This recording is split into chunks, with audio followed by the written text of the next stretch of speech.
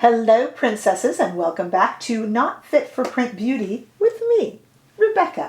It is with great joy and great admiration that today I get to talk to you about the brand new Lisa Eldridge Seamless Skin Foundation. I just got my little hands on it and I've been playing with it, and we're going to do a little bit of a wear test today and talk about it too. If you're anything like me, and so many of you are, when there was a new lipstick release with the lip liners and the glosses, so many of us got those little bubble sample cards. Some people got more than one. I am way too polite. I'm like, I'll just have my one. And I was like, what? People got one? I just got one. And I was scraping it out. I kept teasing in my comment section that I was scraping it out like a child with a little like custard cup, you know, trying to get it all out of there. I was even using the colors that weren't my shade and like mixing them together. I was really enjoying it. But I settled on shade 11 and I'm kind of dying to know if I was right. I know these have a really good stretch, but still, I feel I'm right, so I'm really enjoying it. I am wearing my Lisa Eldridge sweatshirt. You know it comes out for these occasions, plus I wear it around, and I'm sitting at home working today anyway, so super comfy. This foundation comes in 40 different shades. It is $61. There is also a foundation brush, which this lady right here hesitated on a little bit too long, and it's currently out of stock, but hopefully it will come back soon. That foundation brush is $76, and I'm kind of dying to try it, especially now that it's sold out. The FOMO begins, right? Okay, so I want to talk a little bit about this. The best reference for talking about this foundation is Lisa Eldridge herself. She released a video on the foundation that is fascinating. It's like 40 minutes long, and you think, oh, I don't have time for a 40-minute video. Oh, the time just flies by. She is such a lovely woman to listen to and hear, and her experience in the industry. And she talks about, I won't repeat it because of course you can watch her tell you herself, but she does talk about the origins of the foundation, why she wanted to make it, why she started with this rather than a tinted moisturizer, which she did give us a hint she's working on. Yes. And talking about the bottle as well, you know, this was created by glass artisans in France, and it has this little indentation here where it has the shade name, and you can actually sit it like that. Of course, you could stand it up in a foundation little holder or something, but it is made to sit like that. It just looks so beautiful. This beautiful gold. It's absolutely lovely. It does have a pump to apply and comes out really, really well. So kind of everything was thought about with this. So with these 40 shades, it is made to be a true medium. It is made to kind of dry down and not need powdering, and it is made to really stay true and stay put. True medium, I like to put it on a little bit. You'll see in the demo. So I like to do kind of a light medium, but you can add to it. You really don't need as much as you probably think you do. And I was able, I'm a little bit blotchy today, and I was able, you'll see in the demo, to add little bits in here and there to just kind of also do a little bit of a concealer. As you know right now, probably if you're a Lisa Eldridge fan, there is a pop-up shop in Covent Garden in London. And if cost were no object, I would just fly myself over there and move in and sit and lay across one of those velvet lip couches. I would not do that ever, but I'm not there, so I can pretend that I would. And if you did go, I'm living vicariously through you, so I would love to see your comments about it. What I want to do now is try this beautiful baby on and let you guys tell me if you think that I got the right shade. I'll show it to you in studio and outdoor lighting and see what you guys think. And stay right there. Here we go. Okay, really good day to try out a foundation for me because I'm a little bit, I have my mirror here, a little bit blemishy today, a little bit ruddy face, so this will be really good. I have it here. Let's see if I was correct. I've been so kind of concerned. Sorry, I pulled this off the wrong way. I've been so kind of concerned that I've been giving people the wrong advice for shades, but let's see how I did. I have a Sonia G Fusion brush here as I waited a little too long and hesitated to buy Lisa Eldridge's brush, and now of course I want it. I'll just have to wait till it comes back in stock. So what I'm going to do here, at the risk of getting it on my Lisa Eldridge sweatshirt, I'm going to put a little bit onto the back of my hand. Got to get the pump working first. Here we go. And here it is. It was always so hard to do these swatches for people because you're always putting it on your skin, on your arm, and that's just not the way to do it. I actually am going to back up though. I'm going to start with the Cosmic Rose highlighter, because I know Lisa Eldridge said you can put this underneath it and kind of really bring it up that way. So I think I'm going to actually do that, if you guys don't mind, to see what kind of a glow we can get underneath. All I have on right now is my skincare, which is some vitamin C. And so that is why I maybe look a little bit shiny, but we're going to just add to that. So there is a little bit of glow underneath. Okay, now we can go in with my Fusion brush and just kind of dot this on and see how I did with the shade. The scent, of course, is kind of a refreshing scent, which we are probably familiar with if you tried the samples. Oh, it's going on just beautifully, and I do think I did well with the color. Lisa Eldridge is an 11 as well, and I always see her as a little bit fairer skinned than I am.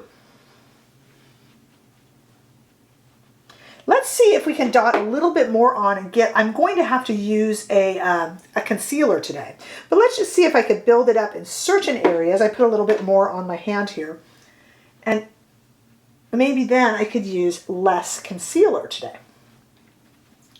Now, I also want to add, before I go off camera, just to kind of fix this up, I used a very little bit here, but I like very light coverage. So I just kind of dotted. It is buildable, of course, so you can go as, you know, much as you want. This is, Lisa Eldridge calls it a true medium coverage. And it's neither matte nor dewy. Kind of what you want to do with it, not dewy with it, but do with it. So depending upon what you put underneath or your skincare or your primer is the look you're going to get. You guys know that. Okay, let's put, before I go off camera, let's put a little bit of the enlivening blush. This is Pink Soap on as well. So we can see how a little bit of cream blush goes on over it. And at first I am, you know, this isn't the, it's a difficult dispenser on this little guy here. So I just put Pink Soap, you guys remember that, onto my hand. And I'm going to use the same brush that I applied the highlighter with to just kind of put a little bit of that on just over, just to give me a little bit more color. I think I did really, really well with my color choice. I think 11 hits a lot of people in the light medium range. This is a light medium warm, and I'm usually a light medium neutral. But I tried the 10 in the little bubble pack trials, and it kind of made me feel a little bit sallow. Is that the right word? All right, let me finish up what I've got going on here, and I'll come back made up, and then we'll do a little bit of a wear test as well, so stay right there. Okay, here's the finished look before we do the check-in in a few hours. I just want to show you what I've done. I'm working from home completely all day today, so I just wanted something light. I ended up using the blush, the enlivening blush, just on the eyes a little bit, with a little bit of Victoria Beckham bronzer. And we have the Intrigue pencil, also from Lisa Eldridge, but I put it with the Petal gloss. Why? Because I thought, why not? It's what I grabbed, and I sometimes let fate choose my lip combinations. A little weird, I know, but that's how I am, and I think it worked. It's just light and gentle. Put a little bit more Cosmic Rose on top, and I think I got the color right. So now all we have to do is do a little bit of a wear test. So I will be back. Let's see. It's still morning and I'm going to get working. I was looking for a clock. Where's my secretary? I don't have a secretary. Okay, but anyway, I am going to come back in just a few hours and we'll do a little bit of a check-in and see how everything is looking. And meanwhile, I will also insert a photo here of me outside, as you know, what I like to say, in the warm California sunshine, just so you can see kind of what this looks like outside. And then I'm going to see you guys in just a few hours. Stay right there and don't move. Hello again, princesses. This has been about 4 hours. I'll do any more updates during editing on the screen down below, but this has been about 4 hours.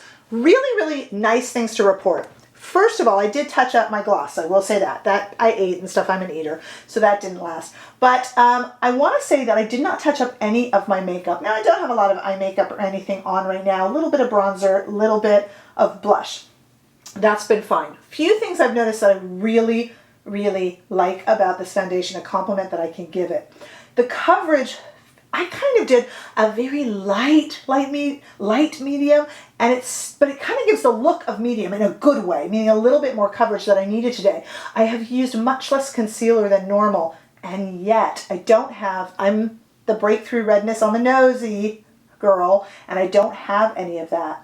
Plus, I feel the cream blush and the highlight that I put over the top has lasted. Sometimes it feels like with certain foundations, they can get sucked into the skin and take all the hues and the shades on top of it with them, right? High five if you're with me on that. And it feels like this has kind of preserved all of my makeup too. I really love that it dries to that finish, that it kind of finishes itself, self-finishing, and you don't have to use any powder. I'm not knocking things over. I'm not a real powder person, especially when I'm just doing a quick look. I really like that this almost doubled a little bit as a concealer for me. I didn't have to powder it.